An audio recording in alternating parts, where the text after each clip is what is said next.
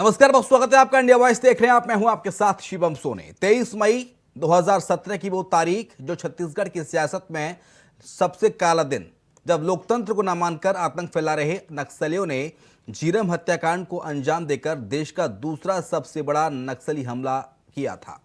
छत्तीसगढ़ के लिए झीरम घाटी कांड एक कभी न मरने वाला वो घाव है जो 10 साल बाद भी अभी इस जो घाव के हरे हैं जख्म। जी हां, और इस हत्याकांड का जो राज है, जो रहस्य है, वो भी अभी तक अनसुलझा है। तो वह इसको लेकर सियासत भी चरम पर है। आप रिपोर्ट देखिए, उसके बाद चर्चा की शुरुआत।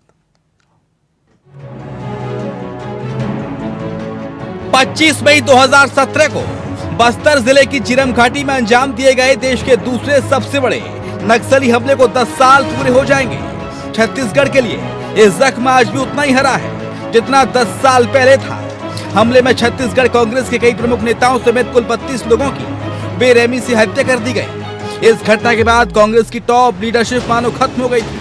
वहीं झीरम घाटी कांड को लेकर छत्तीसगढ़ में अभी भी सियासत जारी है। जब जब 25 मई की तारीख आती है, सूबे में सत्ता पक्ष और विपक्ष के बीच वार पलटवार का दौर शुरू हो जाता है। मुख्यमंत्री ने इस हमले को लेकर एनआईए और केंद्र सरकार को घेरा है। भूपेश बघेल का कहना है बीजेपी झीरम का सच छिपाना चाहती है। उन्होंने गंभीर आरोप लगाए कि कोर्ट ने एनआईए से कहा था कि आत्मसमर्पण करने वाले नक्सलियों से बयान लिए जाएं, लेकिन एनआईए ने पूछताछ ही नहीं की और जज का ट्रांसफर कर दिया गया। इन्होंने तत्कालीन सरकार से जवाब मांगा कि रोड ओपनिंग पार्टी क्यों हटाई गई, नक्सली पूछ कर मार रहे थे। एनआईए को कहा कि जो नक्सली सरेंडर हुए हैं तेलंगाना में, उसका बयान लिया जाए। एनआईए ने क्यों नहीं उसे पूछताछ की आज तक के, और उस जज का ट्रांसफ़र करा दिया गया। उसके घर में सुतली बम फेंका गया, उसको डराया धमकाया गया। तमाम मीडिया में ये खबरें थी। तो ये स्पष्ट है कि भारतीय जनता पार्टी दबाना चाहती, छुपाना चाहती इतनी बड़ी घटना, और उसको अब ये उटपटांग बयान दे रहे हैं। निर्लज है, इन लोगों को शर्म भी नहीं आती। इतने लोगों की जान चली गई, जवानों की जान के, हमारे नेताओं के, कार्यकर्ताओं की जान चली गई। इनको राजनीतिक सुझाव है, हमारे लिए भावनात्मक मामला है। इस मामले में बीजेपी ने पलटवार किया। हमले को लेकर नेता प्रतिपक्ष नारायण चंदेल ने कहा, जब माओवादी इतनी बड़ी घटना को अंजाम दे रहे थे तब मोटरसाइकिल पर कौन था जो आज सरकार में मंत्री भी है? वो मोटरसाइकिल से कैसे भागा? सरकार इस बात को सार्वजनिक करे, ये अनेक अंदेशों को जन्म देता है। वहीं चंदेल ने यह भी पूछा कि पूर्व न्यायाधीश की अध्यक्षता में एक समिति गठित की गई थी, उसकी रिपोर्ट आ गई क्या? पिछले 4 साल से भूपेश जी के नेतृत्व में कांग्रेस की सरकार, कांग्रेस के पास सर्वाधिकार है, सारी एजेंसियां हैं, सारा शासन और प्रशासन उनका है। वो अपने हाथ से उनकी जानकारी क्यों नहीं? अच्छा, हम झीरम के बारे में कहना चाहते हैं। जिस समय झीरम घाटी में घटना को नक्सली वारदात का अंजाम दे रहे थे, उस समय 2 मोटरसाइकिल जो स्टार्ट घटना स्थल का, उसमें एक कांग्रेस का बड़ा नेता जो शायद वर्तमान में मंत्री है, उसको बैठा करके कहाँ ले गए थे? घटना की सुई जो है, घटना की जो धुरी है, वही उसकी जानकारी लेना चाहिए। झीरम का सच क्या है, इस बात से आज तक पर्दा नहीं उठ पाया है। लेकिन छत्तीसगढ़ के इतिहास में इस काले दिन को कभी भुलाया नहीं जा सकता। 28 मई 2013 को जांच आयोग का गठन किया गया। इस आयोग का गठन छत्तीसगढ़ उच्च न्यायालय के पूर्व न्यायाधीश प्रशांत कुमार मिश्रा की अध्यक्षता में गठित किया गया था। झीरम घाटी जांच आयोग के सचिव संतोष कुमार तिवारी ने 4184 पेज की रिपोर्ट को राज्यपाल को सौंप दिया था। इसके बाद राज्य में रिपोर्ट को लेकर हड़कंप मच गया था। कांग्रेस ने राज्यपाल को रिपोर्ट सौंपने पर आपत्ति जताई थी। बहरहाल इन सब के बीच झीरम का रहस्य आज भी अनसुलझा है। Om Prakash Chandrakar, India voice, Raipur.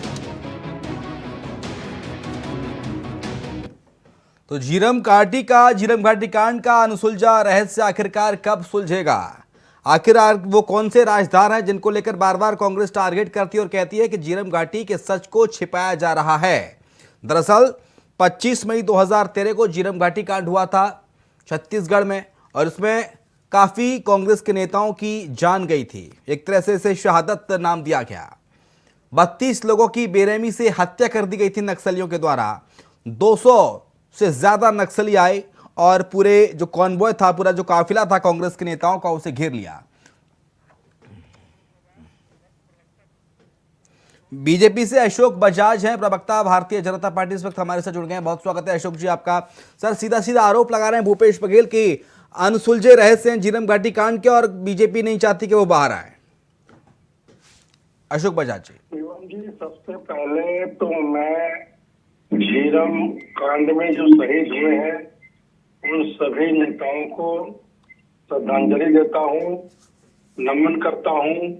वास्तव में इन लोगों ने बेवजह जान गंवाई है और इसके लिए जो लोग जिम्मेदार हैं, एक तो नक्सली है, लेकिन दूसरी तरफ अगर हम देखें तो आखिर इस प्रश्न का हल जो निकालने वाले हैं, न्यायिक आयोग बने हैं, पुलिस है, एनआईए है, वो इसका रास्ता ढूंढ लेंगे। लेकिन आज जो माननीय नारायण चंदेल जी ने आरोप लगाया है कि मोटरसाइकिल में एक नेता थाने पहुंच जाते हैं, उनको मोटरसाइकिल मिल जाती है, घटना के चश्मदीद हैं, सरकार के अंग हैं और उनको ये बताना चाहिए कि घटना क्यों हुई, कैसे हुई और किन कारणों से आपने उस रास्ते को चुना, उस टाइम को ही क्यों चुना।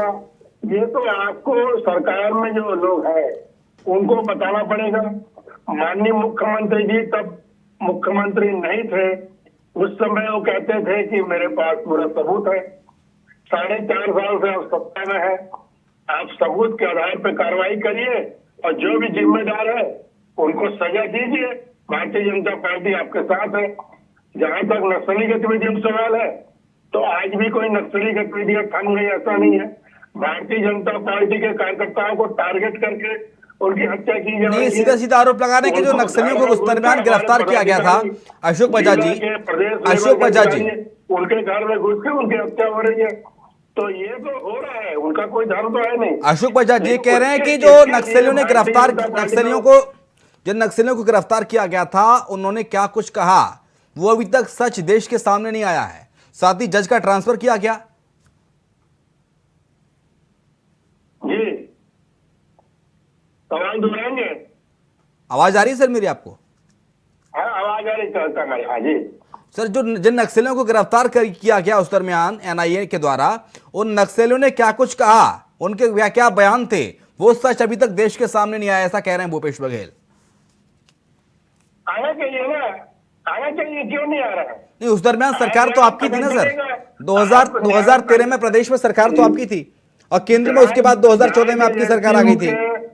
को कितना सहयोग कर रही कांग्रेस पार्टी, ये देखने का विषय है। अब राज्यपाल के पास रिपोर्ट है, राज्यपाल के पास ये रिपोर्ट है तो उस पर इनको रिपोर्ट मंगाकर कार्रवाई करना चाहिए। रिपोर्ट को सरकार को सौंपा गया क्या? रिपोर्ट को सरकार को सौंपा गया?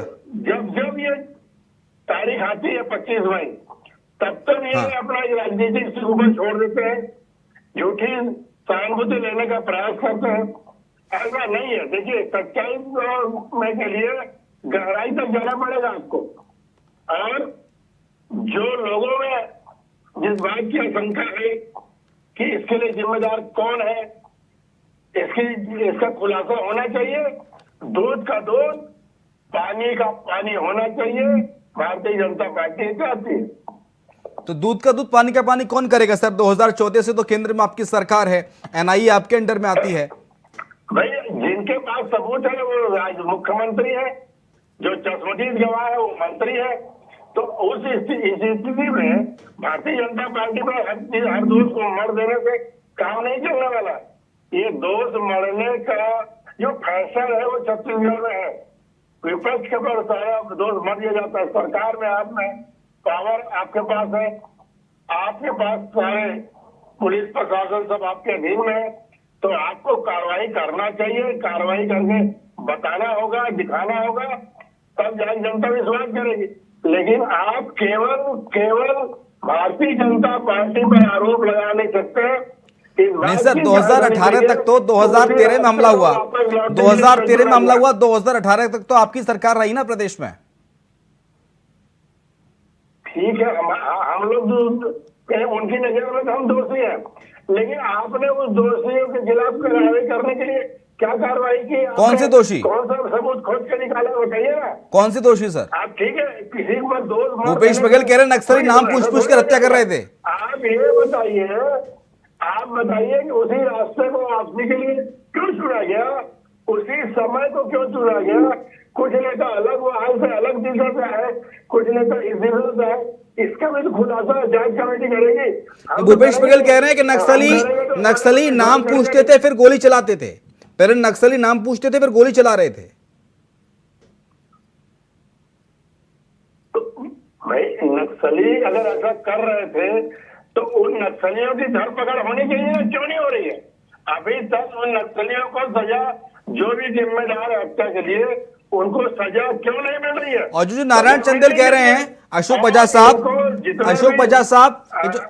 ये जो नारायण चंदेल कह रहे हैं कि साइकिल से भाग गया कोई व्यक्ति हमले के वक्त साइकिल से कौन भागा था? हमले के टाइम साइकिल से कौन भागा था? अशोक बजाज, जी, हमले के टाइम साइकिल से कौन भागा था?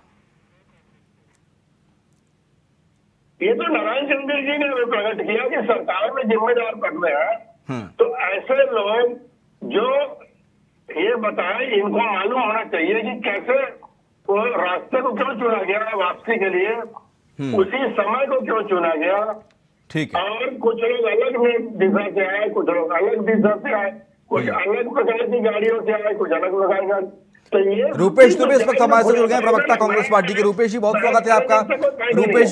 रूपेश जी, बीजेपी का कहना है कि जब 25 मई की तारीख आती है, कांग्रेस आक्रामक हो जाती है और सियासत करती है नक्सली हमले पर, झीरम घाटी कांड पर। शिवम जी नमस्कार। हाँ, जिस प्रकार से झीरम घाटी के जांच को हाँ, एनआईए ने दिशाहीन करके जो अपना परीक्षण किया, जांच की, उसके जांच पर पूरी तरह से सवालिया निशान लग रहे हैं। सबसे महत्वपूर्ण बात यह है कि झीरम घाटी में जो हमारे शहीद हुए और उनके साथ जो घायल थे और आज भी वो हैं, उनका भी बयान दर्ज नहीं किया जाना, और तो और हत्या की साजिश या हत्या जो नरसंहार, झीरम घाटी का नरसंहार ही कहा जाएगा, उस मामले पे हत्या और हत्या के षड्यंत्र के दिशा में कोई जांच नहीं की जानी, ये सबसे दुखद पहलू है। सबसे महत्वपूर्ण बात यह है कि जब केंद्र में यूपीए की सरकार थी और उन्होंने एनआईए जांच की लिए गठन किया, जांच का आदेश दिया, उसके बाद जिस प्रकार से 2014 में नरेंद्र मोदी की सरकार, भाजपा की सरकार केंद्र में आई, उसके बाद उस जांच की दिशा ही बदल दी गई। और तो और ये बताना चाहूंगा कि जिस प्रकार से गणपति और रमन्ना, जो उसमें जो नक्सलियों के नाम आए थे, उनकी संपत्ति को कुर्क करने की बात की गई थी। एनआईए ने उस मामले में क्या किया?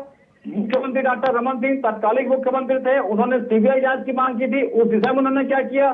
संपत्ति के जब्त हुई क्या? संपत्ति के उनके कार्रवाई हुई क्या? और सबसे महत्वपूर्ण बात यह है कि आज हम जब छत्तीसगढ़ में कांग्रेस सरकार एसआईटी गठन करती है, तो भाजपा के धर्मलाल कौशिक जी हाई कोर्ट में जाकर जनहित याचिका लगाते हैं, जांच से बाधा उत्पन्न करते हैं। जो भी सच्चाई है वो सच्चाई सामने आए, तो उसमें जनहित की बात कहां? आप ये कह रहे हैं कि केंद्र में मोदी सरकार आई, एनडीए की सरकार आई, जब से इस दिशा की इस जांच की दिशा को मोड़ दिया गया, इस जांच की दिशा को मोड़ दिया गया। तो आप ये आरोप लगाना चाह रहे हैं, क्या आप ये कहना चाह रहे हैं कि इस नक्सली हमले के पीछे किसी बड़े नेता का हाथ था, या बीजेपी का कहें पर्दे के पीछे? हाँ, किसी भी नेता नहीं, क्योंकि वहां नरसंहार हुआ है। किसी राजनीतिक दल का हाथ था, आपको ऐसा लगता है? उस हत्या की खुलासा होना चाहिए। षड्यंत्र जिसने भी किया है, एनआईए बड़ी एजेंसी है, तो उसको उस दिशा में काम करना था। और जब से केंद्र में नरेंद्र मोदी की सरकार बैठी है, हर संवैधानिक संस्था पर प्रश्न लग रहा है, उनकी कार्य पद्धति पर प्रश्न लग रहा है, और वो एक तरह से कठपुतली के रूप में केंद्र सरकार के इशारे पे काम करती है। अशोक बजाज, एनआईए को सही से काम करना चाहिए, केंद्र सरकार के इशारे पर बतौर कठपुतली काम कर रही है एनआईए। कांग्रेस को तो केंद्र की किसी भी संवैधानिक संस्था पर भरोसा ही नहीं। हर मामले में आपत्ति करते हैं लोग, हर संस्था के क्रियाकलाप पर प्रश्न चिन्ह लगाते हैं। स्पीकर के ऊपर लगाएंगे, चुनाव आयोग के ऊपर लगाएंगे, बजाज जी ऐसी कौन सी जांच होगी जिसमें पीड़ितों का बयान दर्ज ना हो? हाँ, बिना पीड़ित के बयान का के बयान- कोई आदमी जांच करे, कोई एजेंसी जांच करे, उस जांच की विश्वसनीयता पर एक सामान्य से व्यक्ति भी प्रश्न चिन्ह लगाएगा। और हम जब सबूत की बात करते हैं, हमको केस जारी क्यों नहीं दी जाती? इस बात का भी तो खुलासा होना चाहिए। एनआईए हमको केस जारी वापस करे छत्तीसगढ़ सरकार को। और जब जितेंद्र बुनियादी जाकर के थाने में रिपोर्ट दर्ज कराते हैं तो एनआईए कोर्ट जाकर के स्टे की मांग करती है। एसआईटी में भारतीय जनता पार्टी ये चाहती कोर्ट जाते है, हैं। ये विशेष पहलू है।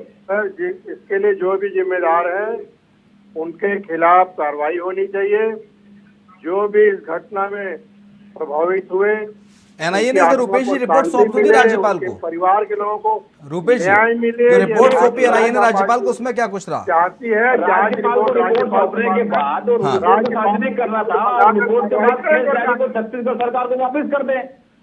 बार बार हमारे मुख्यमंत्री भूपेश बघेल जी केस जारी की मांग कर रहे हैं। केस जारी की मांग के अनुसार में वो अग्रिम कार्रवाई की जाएगी।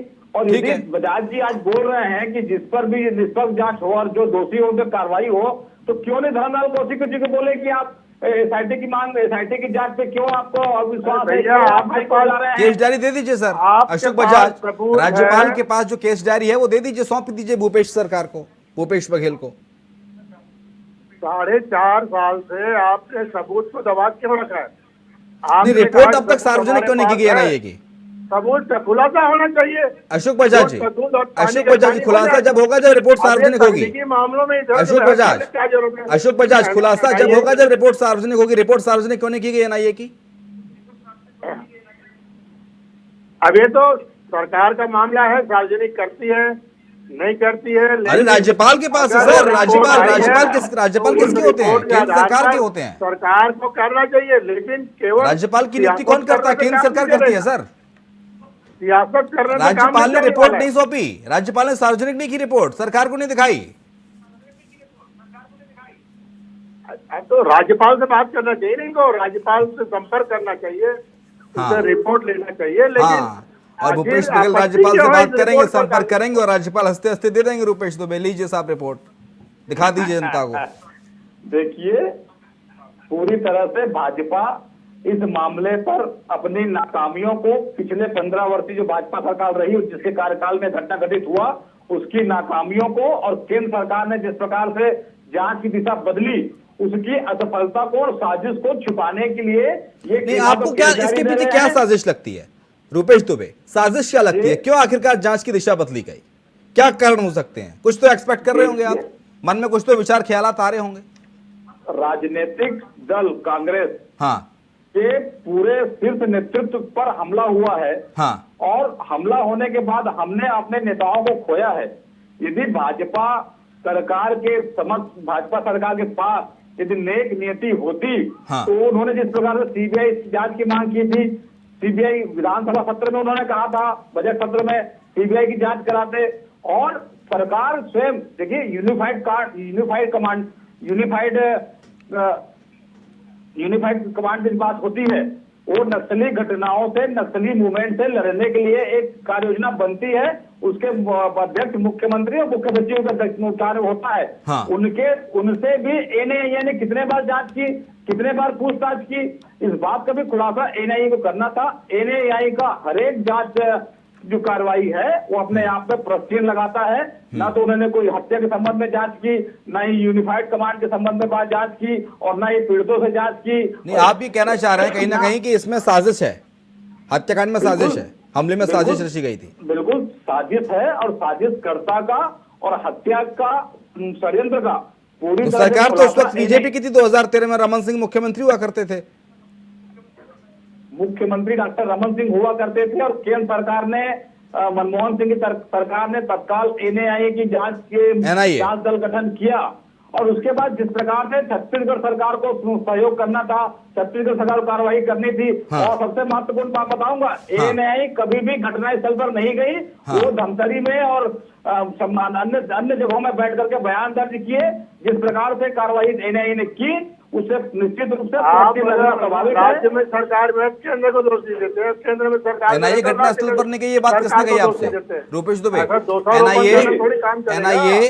एनआईए देश की सबसे बड़ी आतंक विरोधी जो एजेंसी है वो घटनास्थल पर नहीं गई, ये बात आपको कैसे मालूम चली, कैसे पता देखिए, चली? बार समाचार पत्रों के माध्यम से और अन्य सोर्सेस से जानकारी होती थी हाँ। कि धमतरी के सर्किट हाउस में ये चर्चा होती थी। एएनआईए ने तो सुकमा एसपी और आईजी दफ्तर, इनसे भी चर्चा इस संबंध में नहीं की, कोई पूछताछ नहीं की। ये तो सब कुछ एनआईए ने किसी के इशारे पर किया? आप लोगों एनआईए को किसी से इशारा मिल रहा था? पत्रों के माध्यम से, मीडिया के माध्यम से जानकारी लगी है।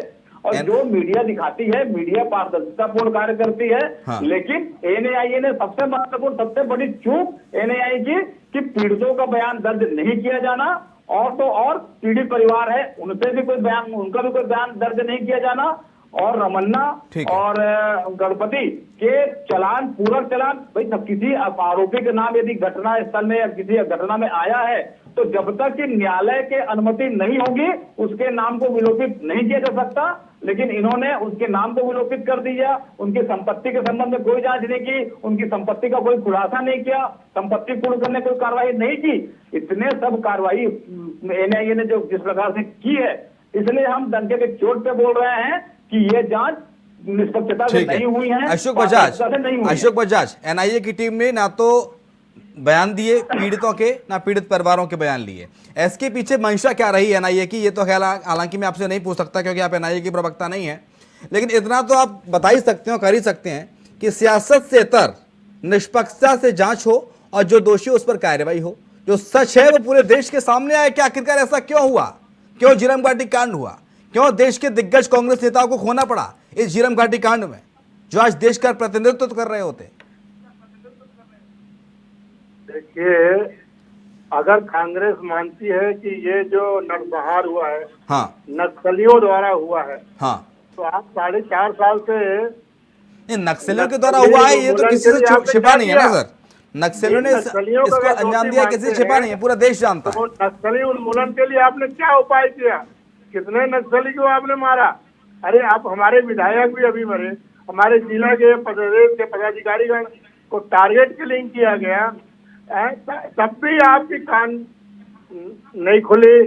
और मारने से बात नहीं बनती ना, लोन वर्राटू अभियान चल रहा है छत्तीसगढ़ में, मारने से बात नहीं बनती है। में हमला हुआ। आपके 15 वर्षीय निरंकुश प्रशासन, निरंकुश कानून व्यवस्था के कारण नक्सलियों के हौसले बढ़े और झीरम घटना घटित हुई। छत्तीसगढ़ में कांग्रेस सरकार आने के बाद एसआईटी गठन की बात की गई, तो उस जांच में बाधा पहुंचाने का काम भाजपा ने किया। आज सर्वविदित है, धर्मलाल कौशिक जी भी उस रास्ते पर वापस जाने के लिए किसने तय किया था? आप तो ये बता दीजिए, और आप ये भी बता दीजिए कि आप अगर ये आंसू बहा रहे हैं इनकी मृत्यु पर, तो 12 घंटे नहीं बीते थे और राज्यपाल के पास कांग्रेस के नेता पहुंच गए, डॉक्टर रमन सिंह को हटाओ और हमको मुख्यमंत्री बनाए न्योता दो। इस तरह से जो ये सियासत चल रही ना, ये जनता समझ रही है और आगे भी समझेगी। आप ये मत समझिए केवल सियासत करने के लिए इस मुद्दे को आप उठाते रहेंगे, ऐसा नहीं चलेगा। गंभीरता रूपेश दुबे, लगता नहीं कि सियासत के तहत जो सच है वो जनता के सामने आना चाहिए। हर 25 मई को, 24 मई को इस तरह की चर्चाएं टीवी पे हम लोग बैठ के करते हैं। आखिर एक बार सच पूरी दुनिया के सामने, पूरे देश के सामने आ जाए कि हमले के पीछे की क्या कुछ मंशा थी, किसकी मंशा थी, किसका हाथ था, कौन असल आरोपी है, नक्सलियों को किसने हथियार बनाया। शिवम जी, इसके लिए मैं राजनीतिक मंच के रूप में मैं नहीं बोल रहा हूँ। हाँ। इसके लिए पूरी तरह से भाजपा और भाजपा के लोग और केंद्र की भाजपा सरकार दोषी है। भाजपा के लोग यदि एसआईटी गठन के बाद माननीय उच्च न्यायालय में नहीं जाते और स्थगन प्राप्त नहीं करते, तो बहुत शुक्रिया आपका रूपेश दुबे जी, बहुत शुक्रिया आपका रूपेश जी। अशोक बजाज जी, आपका शुक्रिया चर्चा में शरीक होने के लिए। तो झीरम घाटी कांड के जख्म अभी हरे हैं और सच अभी अधूरा है, क्योंकि 10 साल होने को जा रहे हैं कल, यानी कि 25 मई है और कल 25 मई को झीरम घाटी कांड को 10 साल हो जाएंगे, जिसमें 32 कांग्रेस के दिग्गज नेताओं को अपनी जान गंवानी पड़ी थी। लेकिन सच अभी अधूरा है। सवाल यही है कि आखिरकार इस हमले के पीछे मास्टरमाइंड कौन है, क्यों इस हमले को अंजाम दिया गया, नक्सलियों की पीठ पर बंदूक रखे किसने चलाई, एक बड़ा सवाल है और एक बड़ा राज भी है। इसी के साथ हमारे इस खास पेशकश में इतना ही। खबरें लगातार जारी हैं, देखते रहिए इंडिया वॉइस।